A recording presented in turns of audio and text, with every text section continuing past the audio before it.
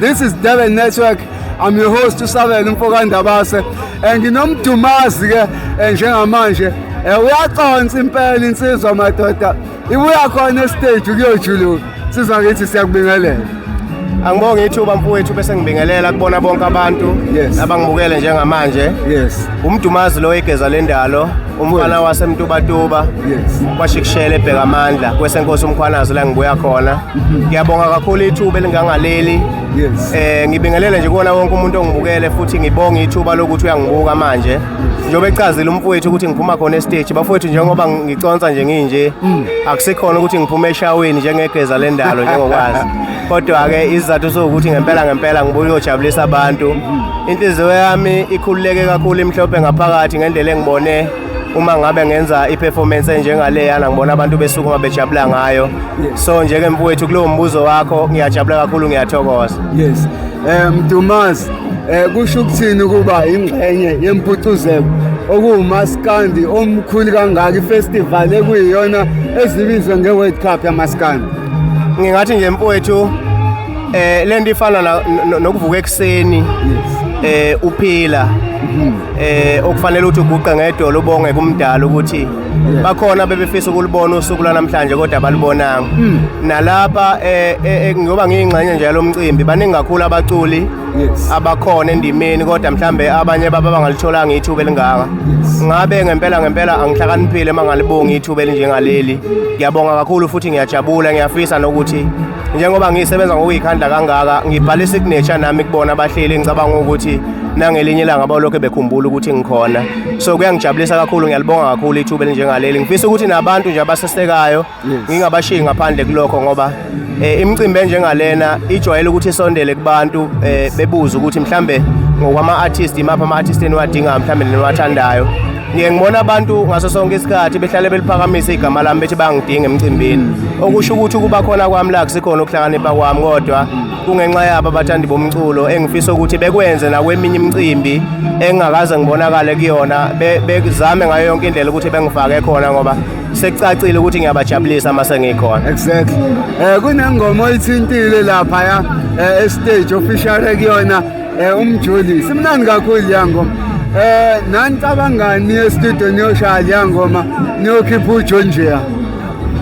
Njengokujwayelekile mfowethu abantu ngaso sonke isikhathi thina sifuna ukuthi esikwenzayo kuhlale kukhona ezintweni zabo ngoba kahle sijabulisa bona thina. Mina nje njenganami njengoba ngumculi angiculela ukujabulisa imizwa yami kuphela. Ngisuke ngiculela ukujabulisa abantu abazobe bewulalela umsebenzi. So ngasebenza kakhulu ngokuyikhandla nanokuthi ke ngabuza kubona abantu ukuthi yini abayidingayo njengoba nje mina sengibe umdumazi eminyakeni eminingi edlule ngingedwa ngishaya insizwa ngisho le bakuveza abantu ukuthi bayafisa ngelinye ilanga ukungibona ngisebenza nabanye abaculi nebala ke ngakwenza lokho ngabuya kubona ngababuza ukuthi bafowethu ikona kuphi enikudingayo mhlawumbe ibona baba abantu enifisa ukuthi ngelinye ilanga ningibone ngisebenza nabo. Umjolisi ungomunye wabantu abavela kakhulu baningi nje abacula abavela ngase ngidathi isinqumo sokuthi cha angikuhlonipha abakushoyo ngamthinta umfowethu nebala wangemukela umsebenzi ngase ngiwenzile usestudio wathi uma ngabe efika wafike wayithanda nayo ingoma engiyenzile maqede wasekompoza naye akompozile okumnandi nengimbongayo futhi kakhulu naye ukuthi ukwazile ukuthi angihlonipha angilalele uma ngabe ngimbiza ashiya umsebenzi wakhe akwazi ukuthi azosebenza emsebenzini wami ogcina ungasesiwona kowami ngoba nje basesiwenzile nje uyafana nomsebenzi wethu naye. Awulona igeza lendalo ngegama kodwa mawuye stage njalo wenza sure ukuthi uyachopha mfowethu ube presentable kwi-audience yakho. Hayi kuthiwa sekwenzeka nje ngoba phela ngegeza lendalo mina angisiyena umfana othi uma kuzoba umcimbi ahlele ukuthi konje ngizoqokana. Ngithi uma ngabe ngiya ku drop nje ngihlangana nakho bese ngifike nguthatha ke bese ngifike lapha ku drop wakho. Hayi kuyapoqa phela. Yeah mfowethu sesivala nje mhlawumbe yini abantu abangayilindela kumdumazi njengamanje kune EP kune album kusi album kwenzakala Njengamanje njengoba abantu bazi ukuthi ngikhiphe i-album ngoJune Yes. esenza kahle kakhulu online esinengoma ethi ubambo lwami engicabanga ukuthi njengamanje ino 4.2 million views. Wow. Kuzoba nezingoma ezifana noYizi uvalo eziko 500k Yes. eziko 600 and something zibheke ku 700 kube iziningi kakhulu nje okukhombisa ukuthi umsebenzi engiwenzile ngoJune usakhombisa ukumukeleka kubantu ngoba ukuthi uma kuyophela insuku ezimbili ngithi ngiyobheka nami ngifice ukuthi hayibo ama views ngendlela akhula ngayo so ngathatha isinqumo sokuthi angingabaxini abantu ngomsebenzi ekubeni bese nomsebenzi abawujabulelayo ngathatha isinqumo sokuthi okungcono angithathele ngoma engibona beyithakasela kakhulu lethu ubambo lwami ngiyenzele music video okuyiyona into engisabhizi ngayo kulezi insuku siyashutha nje sishutha music video ngangithe kubona uma ike yafika ku 3 million views ngizobenzela music video ngithe ngisathi ngiyahamba ngiyoshoot music video bayiphusha nge-million lonke yavele yafika ku 4 million ungagcini futhi lapho akusikhona ukuthi u4 million kuphela ku YouTube lo ino 2 million views ngale ku Spotify okushuthi nje i-overall yama-million enayo njengamanje awu-6 ayaqhubeka futhi ayaphambili okuwukuthi-ke abantu into abangayilindela njengamanje umusic video esibhizi nawo ezothi uma ngabe sesiwuqedile bese siwubuyisela kubona kodwa ngokomsebenzi omusha mhlawumbe ukuthi ngingeza ne-EP noma ngingeza ne-single noma ngingeza nani angakabi naso isinqumo esinjengaleso ngoba umsebenzi ngisawubona wenza kahle kakhulu mhlawumbe uma usuqala ngiwubona ukuthi uphelelwa amandla ila engiyoqala khona ngibanikeze mhlawumbe ukuthize nabo abangakudingi. Mhlawumbe ungafisa ukuthini kubalandeli bakho?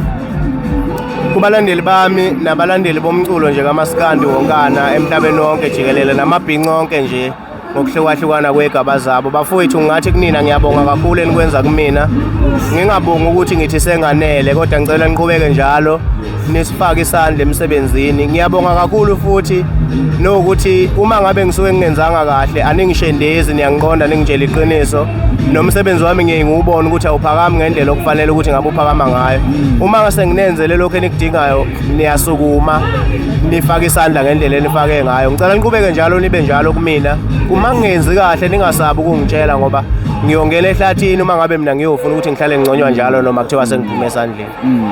Ngicela ukhumbuza abantu ama-social media handles wakho ukuthi utholakala kanjani? Lapha ku Facebook ngine page elibizwa ngokuthi umdumazi igeza lendalo Mhlongo okuyenye yezinto engizoyibonga kubona bonke abantu abangilandelayo kulona ngoba lisanda ukushaya u500k ama followers okukhombisa ukuthi ngempela liyakhula ngesivinini so kulapha ku Instagram uthi nje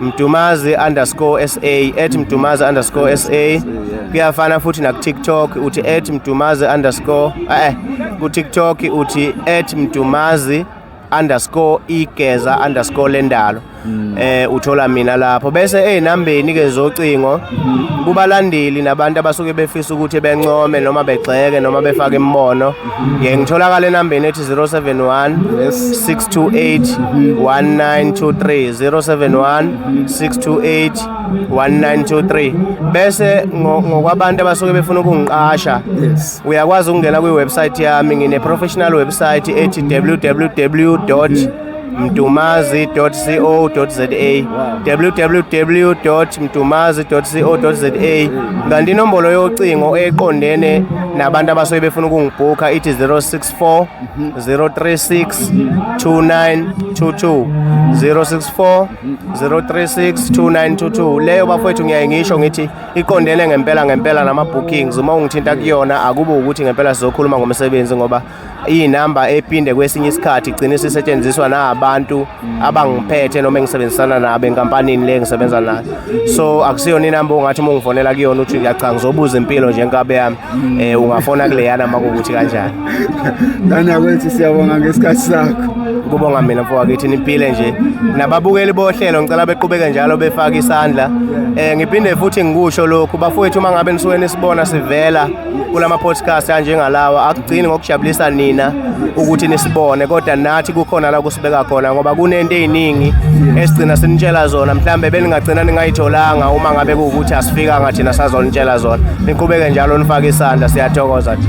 Danko.